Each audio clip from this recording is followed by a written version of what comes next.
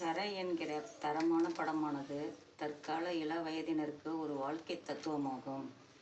ஏனெனில் மூதாதையர்கள் நல்ல புத்திகளைத்தான் பயன்படுத்தியிருப்பார்கள், யுத்திகளையும் பயன்படுத்தியிருப்பார்கள். தனுஷ் கிராமத்திற்கு வந்து தாய் தந்தையுடன் சேர்ந்தது நல்ல விஷயமே.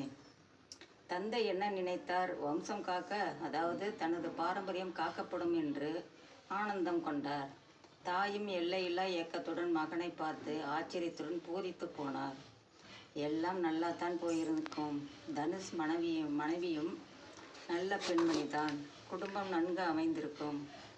தனுஷ் குற்ற உணர்வுடன், நான் வந்ததே நிலத்தை விட்டு பணத்தை எடுத்து செல்லத்தான், அதனால் அந்த மனுஷன் உடைந்து விட்டார் என்று தன் மீது குற்றம் போட்டு கொள்ள தேவையில்லை.